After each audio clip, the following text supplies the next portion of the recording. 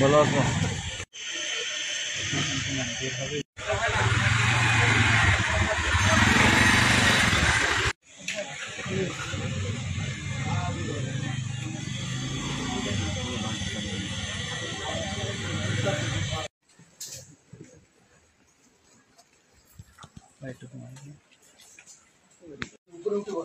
থাক, উনি ওখানে বসে থাক, বাবা আছে থাক। ওখানে যে বিক্ষোভ সমাবেশ করতেছিল সেটা তো ছত্রভঙ্গ করা হয়েছে।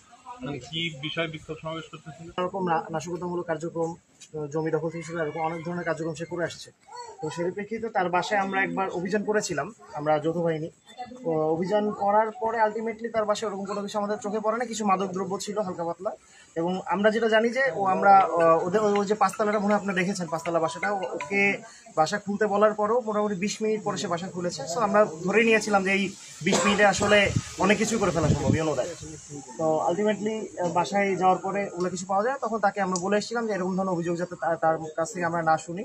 তো আজকে যে খবর আমরা পেলাম, একটা সলিড কিছু এভিডেন্স আমরা পেয়েছিলাম যে সে ওই যে যৌথ বাহিনী যে অভিযানটা করা হয়েছে, সবুজের বাসায় কেন করা হবে, সবুজকে কেন সবুজের ওখানে কেন অভিযান করা হলো, এই নিয়ে সে একটা বিক্ষোভ সমাবেশের আয়োজন সে করতে নিচ্ছে। এবং সব থেকে অ্যালার্মিং পার্ট ছিল যে সে ওখান থেকে নাকি মিছিলটা নিয়ে তার প্ল্যান ছিল ইয়াতে নিয়ে আসার, ক্যাম্পে নিয়ে আসার। এবং তার থেকে খারাপ যে জিনিসটা ছিল, সে বিএনপির ছায়াতলের ছত্রছায়া থেকে এই জিনিসটা করার কথা বলেছিল, কিন্তু অনগ্রাউন্ডে গিয়ে আমরা কয়েকজনের সাথে যখন কথা বলে দেখতে পারলাম যে এরা কেউ বিএনপির লোক না।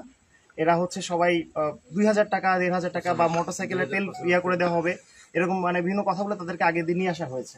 তো এটার ব্যাপারে তারা আমাদেরকে ভিডিও স্টেটমেন্টও দিয়েছে, যারা ওখানে যাদেরকে আমরা ডেকে কথা বলেছিলাম, ওখানে সংশ্লিষ্ট যারা। তো এটা জানার পরে পরবর্তীতে ওকে আমরা করেছি, ওখান থেকে ওর পাঁচতলা বাসাটা পুরোটাই সার্চ করেছি।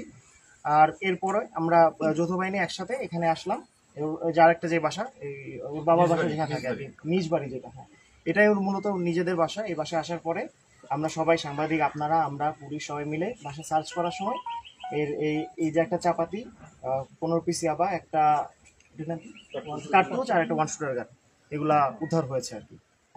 ওর বিরুদ্ধে অভিযোগ হচ্ছে ও বিভিন্ন রকম চাঁদাবাজি, তারপরে দখলদারিত্ব এবং হুমকি ধামকি প্রদান বিভিন্ন জায়গায়, এগুলোর সাথে সে লিপ্ত আছে, এরকম ধরনের অভিযোগ আমাদের কাছে ছিল। তো এরপরও আমরা যেটা জানতে পারলাম এলাকার স্থানীয় মানুষদের কাছে, যে ওকে যে আজকে ধরা হয়েছে, সে ধরাতে নাকি স্থানীয় মানুষজন অনেক স্বস্তি প্রকাশ করছে আর কি, আমরা যেটা জানতে পারলাম। তো আমাদের সবার তো প্রত্যাশা একটাই যে এলাকার শান্তি শৃঙ্খলা বজায় থাকবে। তো সেটারই একটা পদক্ষেপ। ওর বিরুদ্ধে এখন প্রমাণাদি সাপেক্ষে আইনানুগ যে ব্যবস্থা সেটা এখন পরিচালনা করা হবে আর কি এখন।